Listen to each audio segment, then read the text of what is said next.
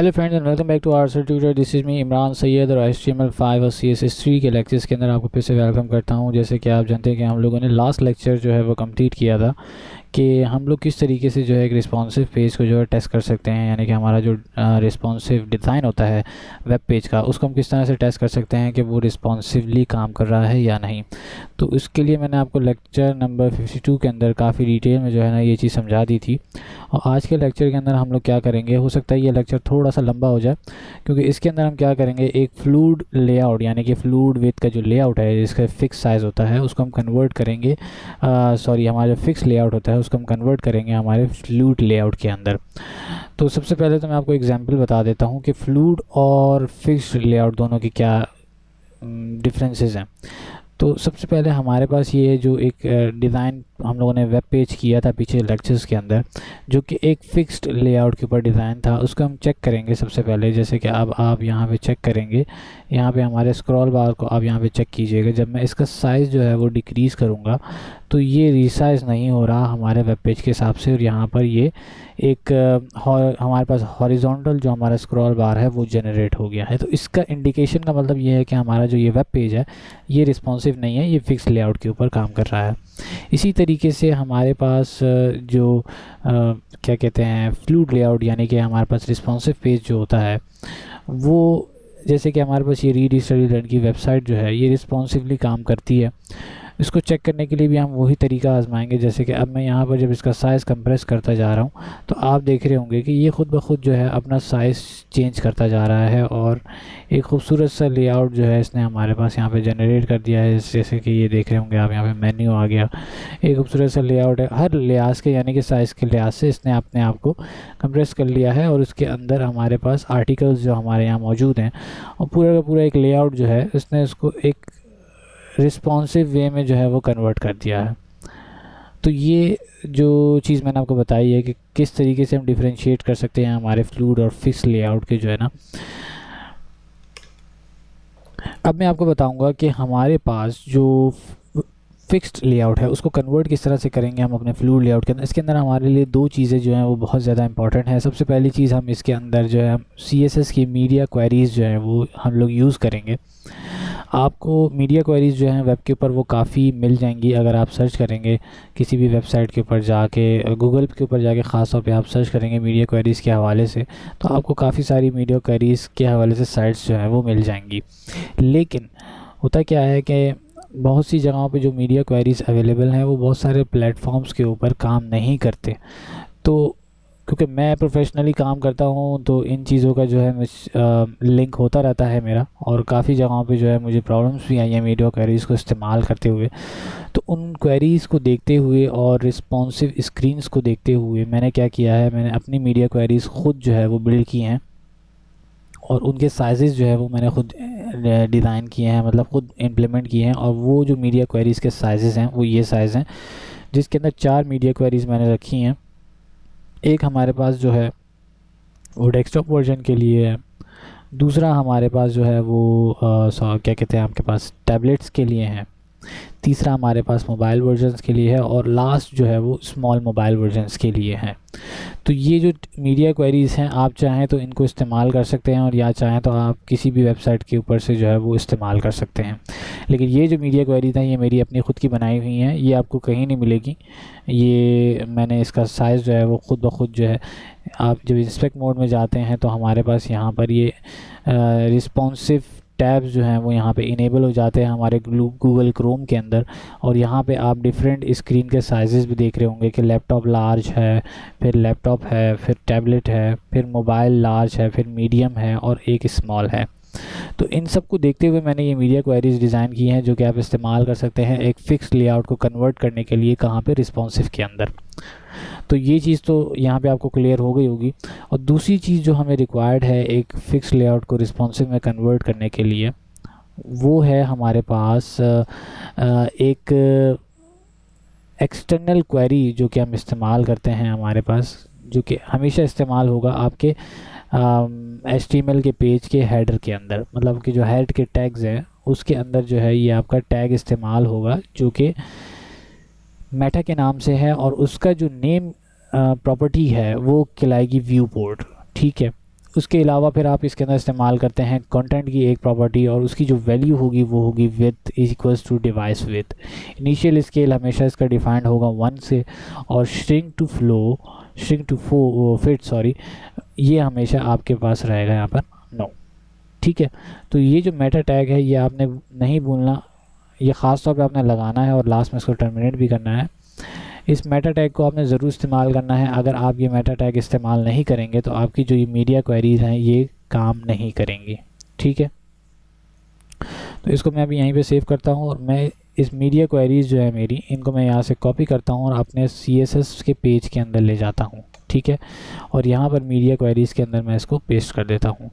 अब यहाँ पे मीडिया क्वेरीज़ के अंदर सबसे पहला जो हमारे पास साइज़ है वो है 1023, मिनिमम विड्थ होगी इसकी और मैक्सिमम विड्थ होगी इसकी 500। और हमारा जो पेज इस वक्त काम कर रहा है वो एक्चुअली इस वक्त जो इसकी मैक्सिमम विड्थ जो है वो है 1024। ठीक है, यहाँ पर 1024 के अंदर काम कर रहा है। तो हम लोग क्या करेंगे, हम लोग इस वक्त काम करेंगे अपनी इस मैक्सिमम मीडिया क्वेरी जो कि हमारे पास है 1024। लेकिन जब आप कोई वेब पेज डिज़ाइन करते हैं तो आपने हमेशा याद रखना है कि आपने इन तमाम क्वेरीज़ के अंदर जो है अपनी ये CSS की जो प्रॉपर्टीज़ हैं वो इस्तेमाल करनी हैं। ठीक है, मैं काम कर रहा हूँ इस वक्त 1024 क्योंकि हमारा वेब पेज जो है वो इस वक्त मैक्सिमम जो अवेलेबल है वो 1024 के ऊपर अवेलेबल है। ठीक है, तो सबसे पहले हम क्या करेंगे, 1024 में आ जाएंगे और यहाँ पे हम अपना मेन पेज का जो टैग्स थे हमारे पास, यहाँ पे हमने बनाया था मेन पेज का एक टैग बनाया था, इसको हम यहाँ से कट कर लेंगे। ठीक है, और इसको हम पेस्ट कर देंगे इसके अंदर। तो ये अब हमारे मेन पेज जो है वो आ गया है 1024, और इसके अंदर जो विड्थ है वो यहाँ पे हमने रखी है 1024 पिक्सल, हम इसको कर देंगे 100%। ठीक है, इसको 100% करने के बाद इसको रिफ्रेश करेंगे, बिल्कुल ओके है। इसी तरीके से फिर मैं इसको यहाँ से कॉपी करूँगा और मैं इसको यहाँ पे ले आऊँगा अपने 768 के पिक्सल्स के अंदर। ठीक है, 768 में ला के मैं इसको सेव करूँगा और यहाँ पर भी इसको हम रखेंगे 100 पिक्सल्स। और मेन का जो टैग है वो याद रखिएगा, जो कि बिल्कुल मेन टैग हमने इस्तेमाल किया था यहाँ पर, जिसके अंदर हमारा कंप्लीट पेज काम कर रहा है। ठीक है, एक और चीज़ भी आप ये कर सकते हैं कि क्योंकि ये मेन टैग है और ये आपके पूरे वेब पेज के ऊपर काम करेगा, तो आपने क्या करना है, अगर आप चाहते हैं तो इसको एक दफ़ा भी इस्तेमाल कर सकते हैं इन क्वेरीज़ के बाहर, और इसकी एक फ़िक्स साइज़ बता देंगे क्योंकि मैक्सिमम यहाँ पर एक साइज़ जो है वो इसको यहाँ पर डिफाइंड है जो कि 1024 का साइज़ है। ठीक है, ये दो चीज़ें करने के बाद आप चाहें तो इसको फिर से दोबारा कॉपी कर लें और यहाँ पर इसको इसके अंदर डाल दें। आपकी थर्ड क्वेरी जो है जो कि मोबाइल साइज़ के लिए इस्तेमाल होगी, इसके अंदर डाल दें। अब आती है बारी जो कि मेन चीज़ है, क्योंकि हमारे पास हेडर जो है वो इस वक्त 100% के ऊपर काम कर रहा है, क्योंकि इसके साथ यहाँ पर कोई भी ऐसी चीज़ नहीं है जिसको हम लोग रिस्पॉन्सिव के लिए यूज़ कर सकें। तो ये जो हमारे पास हेडर है इस वक्त काम कर रहा है 100 पिक्सेस के अंदर, सॉरी 100% के अंदर। ठीक है, और इसी तरीके से हमारे पास यहाँ पर हेडर आप देख रहे होंगे कि इसमें हमें कोई चेंजेस करने की ज़रूरत नहीं है फ़िलहाल। ठीक है, इसके बाद हम लोग जाएंगे नेक्स्ट चीज़ जो हमारे पास है वो है हमारे पास सेक्शन। अब सेक्शन के अंदर हमारे पास यहाँ पे दो चीज़ें होंगी, एक सेक्शन है और एक असाइड है। ये दोनों के दोनों जो है वो इस्तेमाल हो रहे हैं कहाँ पर, इसको ज़रा एक दफ़ा रिफ्रेश कर लेते हैं और इसको हम लोग रिसाइज करने की कोशिश करते हैं। तो अब यहाँ पे आप चेक कर रहे होंगे कि हमारा जो मेन पेज है वो अब रिसाइज हो रहा है आसानी के साथ।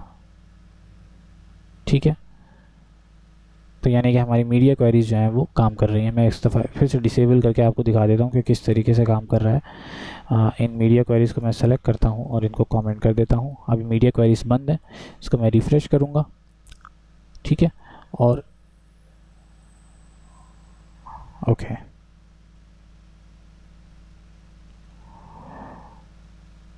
ठीक है, इसको देख लेते हैं एक दफ़ा कि ये क्यों कर रहा है इस तरह से। HTML को भी कमेंट करके चेक कर लेते हैं, को रिफ्रेश करेंगे।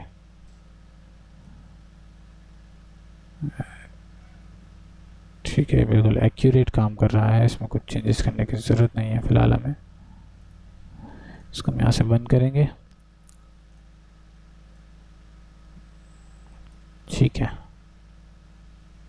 यहाँ पे थोड़ा सा इशू है इसके अंदर, तो इसको हम यहाँ से रिमूव करते हैं, फिर से सेव करेंगे, मीडिया क्वेरीज पे आ जाते हैं फिर से, और इन मीडिया क्वेरीज को हम यहाँ से रिमूव करके सेव करेंगे, इसको दोबारा से रिफ्रेश करेंगे और ये हमारे पास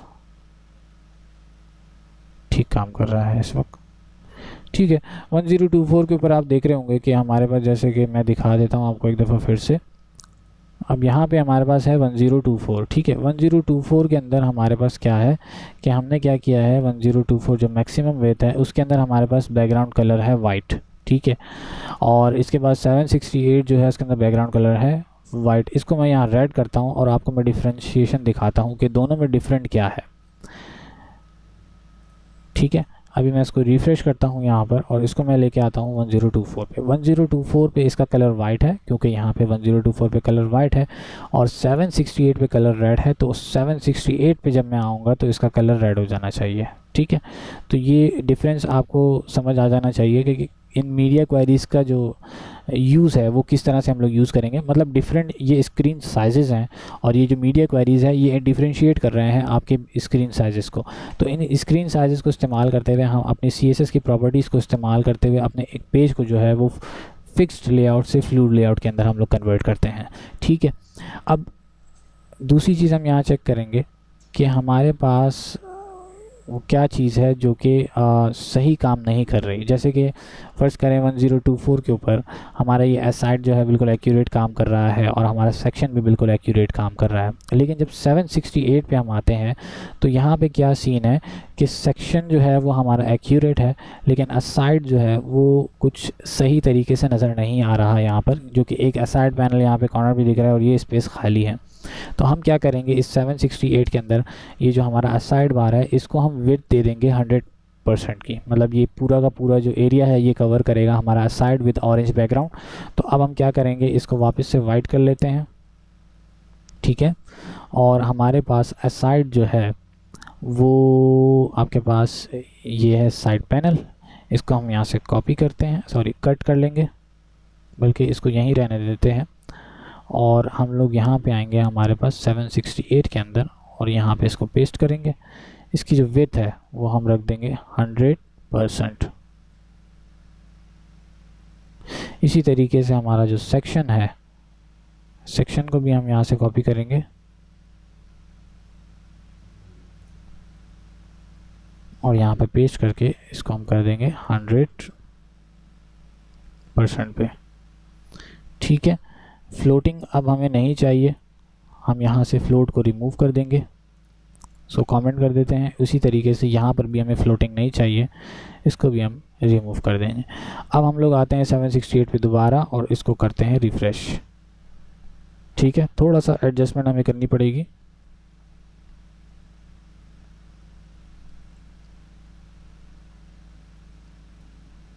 इसको हम करेंगे 90% कर लेते हैं, रिफ़्रेश 95 करके देखते हैं, रिफ़्रेश। ठीक है, इसको हम करेंगे 90%, मार्जिन 20 होगा, पैडिंग 15 पिक्सेस होंगे और इसको हम रिफ़्रेश करेंगे तो ये बिल्कुल एक्यूरेट हो गया है अब। और इसी तरीके से हम इसको भी जो है वो 90% पे ले आते हैं ताकि ये जो टेक्स्ट हमारा बाहर जा रहा है ये बाहर ना जाए, एक एक्यूरेट पोजीशन के अंदर हमारे पास डिस्प्ले हो जाए। तो अब ये वेब पेज आप देख रहे होंगे कि बिल्कुल एक्यूरेट पोजीशन में आ गया हमारे पास।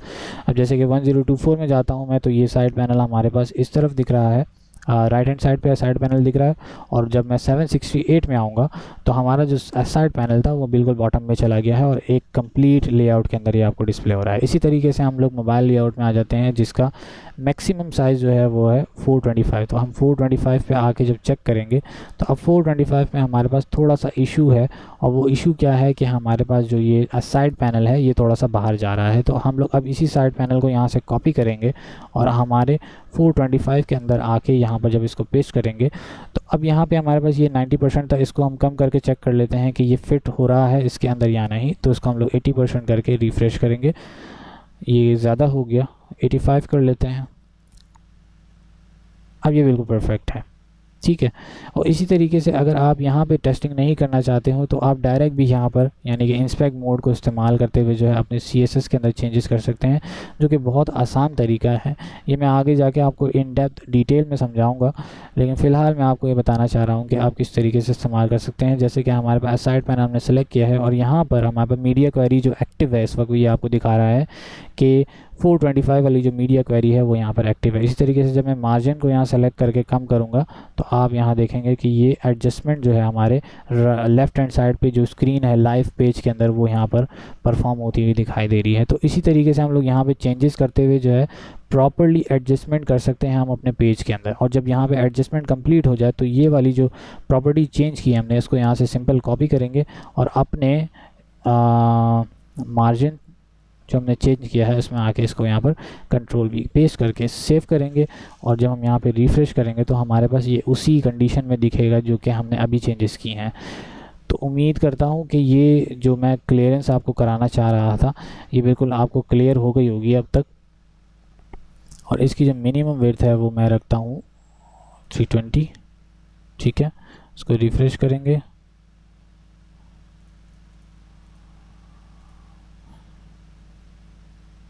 फोर 425 मैक्सिमम विड्थ थी, इसको मैं रखता हूँ, ये है हमारे पास 320, तो हम इसको रखेंगे 319 ताकि हमारे पास जो एक और साइज़ है मीडिया क्वेरी का वो भी एडजस्ट हो जाए इसके अंदर। इसको यहाँ से कॉपी करेंगे और यहाँ पे पेस्ट करेंगे। जैसे मैंने आपको शुरू में कहा था कि जब आप लाइव काम कर रहे होते हैं तो आपको चीज़ें आहिस्ता आहिस्ता क्लियर होना शुरू होती हैं कि किस तरीके से हमें क्या चीज़ रिक्वायर्ड है। तो यहाँ पे हमने रखा है 319, ठीक है, और इसको हम रखेंगे 320 मैक्सिमम और मिनिमम हम रख देंगे इसको 200। ठीक है, ये हमारी क्या एक्स्ट्रा क्वेरी बन गई। और अब हम इसको रिफ़्रेश करेंगे और हमारे पास 320 में आएंगे।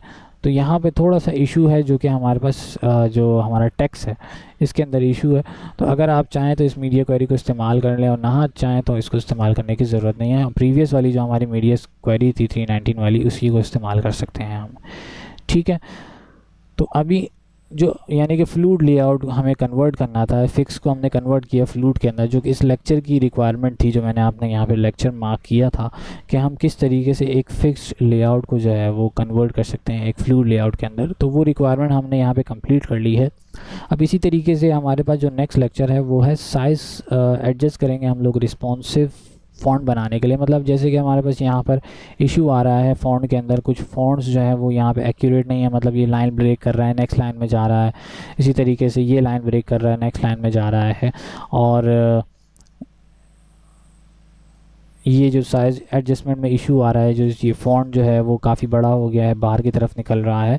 तो इन चीज़ों को हम एडजस्ट करेंगे हमारे नेक्स्ट लेक्चर के अंदर। जैसे कि हमारे पास यहाँ मौजूद है कि किस तरह से हम लोग फ़ॉन्ट को जो है वो रिसाइज़ कर सकते हैं, तो वो हम इस नेक्स्ट लेक्चर के अंदर जो है वो कवर करेंगे।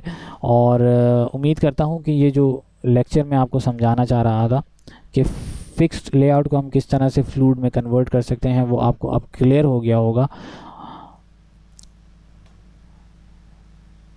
जिन लोगों ने अभी तक चैनल को सब्सक्राइब नहीं किया है RSL ट्यूटर के, काइंडली वो RSL ट्यूटर के चैनल को सब्सक्राइब कर लें ताकि आपको आने वाली तमाम वीडियोस के नोटिफिकेशन मिलते रहें, अपडेट्स मिलती रहें। और सब्सक्राइब करने के बाद बटन जो है सब्सक्राइब का उसके साइड पे बेल आइकन है उसको प्रेस करना ना भूलिएगा ताकि कोई भी अपडेट या नोटिफिकेशन आपके पास से मिस ना हो। तो मिलते हैं नेक्स्ट लेक्चर के अंदर और हम लोग इस नेक्स्ट लेक्चर में कवर करेंगे अपने रिस्पॉन्सिव फ़ॉन्ट्स को किस तरह से रिस्पॉन्सिव कर सकते हैं, मतलब हमारा जो टेक्स्ट है उसको किस तरह से रिस्पॉन्सिवली कवर किया जा सकता है। ये अभी कोर्स जो यानी 52 से स्टार्ट हुआ, 51 से जो स्टार्ट हुआ है, ये हम लोग अभी इसके ऊपर रिस्पॉन्सिव के ऊपर ही काम करते जाएंगे आगे तक। और आगे चल के हम इसमें इमेजेस ऐड करेंगे, बाकी सारी चीज़ें ऐड करेंगे और उनको भी रिस्पॉन्सिव में कन्वर्ट करने की कोशिश करेंगे कि किस तरीके से हम लोग एक लाइव मोड के अंदर जो है वेब पेज के ऊपर काम करते हुए चीज़ों को जो है वो कंट्रोल कर सकते हैं। एक और चीज़ माइंड में रखिएगा, क्योंकि मैं जब आपको टीच कर रहा होता हूँ तो मैं पीछे से कुछ पढ़ के नहीं आया होता हूँ, मैं डायरेक्टली बैठ के जो है वो कोर्स रेडी करना स्टार्ट करता हूँ या वीडियो बनाना स्टार्ट करता हूँ। तो जो प्रॉब्लम्स आती हैं, मतलब जो चीज़ बनाते हुए इश्यूज सामने आते हैं वो बेसिकली आने चाहिए और उससे जो है आप लोग ख़ुद चीज़ें सीखेंगे कि काम करते वक्त क्या क्या प्रॉब्लम्स हम लोग फेस कर सकते हैं। मैं ये भी कर सकता हूँ कि पीछे से लेक्चर को पूरा रीड करके आऊँ और फिर बैठ के जो है उसके बाद वीडियो बनाऊँ जो कि विदाउट एरर्स होंगे।